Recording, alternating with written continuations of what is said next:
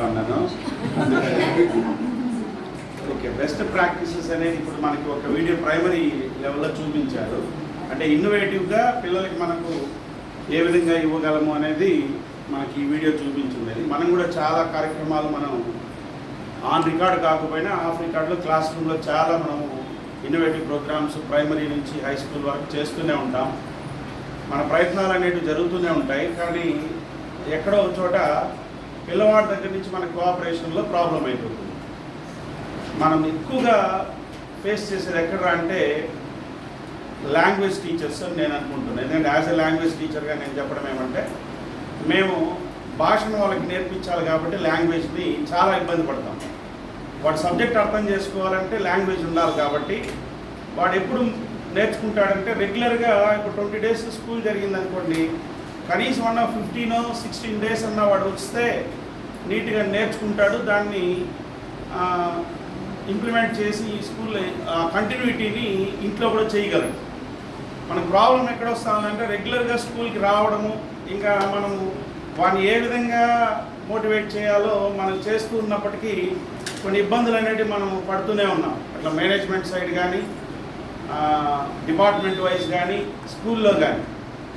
యాక్చువల్గా ఒక్కొక్కసారి మనం చేసే ప్రయత్నంలో మనకి సెల్ఫ్ రెస్పెక్ట్ అనేది కూడా లేకుండా చేయాల్సినటువంటి పరిస్థితులు అనేవి ఉంటాయి. మనం ఇండ్ల దగ్గరికి పోతే వాడి పిల్లవాడిని పిలుచుకొని రావాలనేసనని వాడు నాకు తెలిసి ఈ స్కూల్లో చేసేటటువంటి బెస్ట్ ప్రాక్టీసెస్ అని ఏదైతే చెప్పారో దానికంటే ఎక్కువ చేస్తూ ఉంటాడు. మనం వెళ్ళామంటే వాడిని పట్టుకోవద్దామని మేడం మార్నింగ్ చెప్పినట్లు వాడిని పట్టుకోవద్దామని నేను ఇంట్లోకి ఎక్కడికైనా వెళ్తే వాడు మనం తప్పించుకోపోయి బండ్ల కింద పడిపోయే రోజులు కూడా జరిగిండే.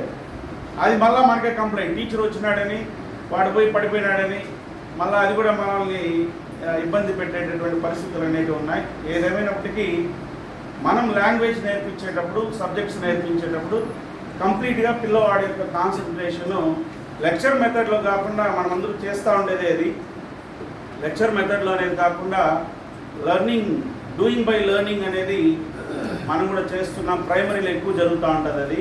దాంట్లో భాగంగానే నాకు తెలిసి వర్క్ బుక్స్ కూడా ఇంట్రడ్యూస్ చేయడం కదా మేడం, ప్రైమరీ వర్క్ బుక్స్ కూడా ఇంట్రడ్యూస్ చేయడం. ఎందుకంటే దాంట్లో కూడా చాలా యాక్టివిటీస్ అనేది ఇచ్చి దాంతోపాటు మనము కొన్ని మెటీరియల్ని తీసుకొని వచ్చి స్కూల్లో కూడా ప్రైమరీ పరంగా కనుక చూస్తాం. మేమైతే చార్ట్స్ ఇవే ఎక్కువ యూజ్ చేస్తున్నాం.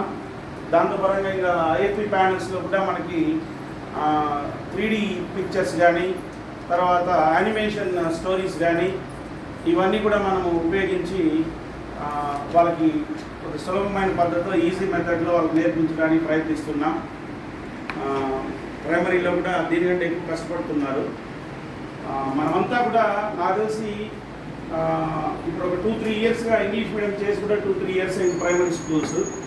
మాకు నెక్స్ట్ వచ్చే హై స్కూల్కి వచ్చేటటువంటి నెక్స్ట్ ప్రోడక్ట్ ఏదైతే పిల్లలు రాబోతారో మాకు ఇంకా బాగుంటుంది అని మేము అనుకుంటున్నాం. ఎందుకంటే ఇంగ్లీష్ మీడియం స్కూల్స్ అనేటివి టోటల్గా చేశారు కాబట్టి పిల్లలకి స్టాండర్డ్స్ అనేవి ఇంకా బాగా పెరిగినాయి. విత్ ద కంపేర్ మేము కూడా డిస్కస్ చేస్తుంటాం టీచర్లు, with the compare of private schools కంటే కూడా మా దగ్గర ఉండే కొంతమంది పిల్లలు 10th class పిల్లలు అయితే చాలా బెస్ట్గా ఉన్నారు.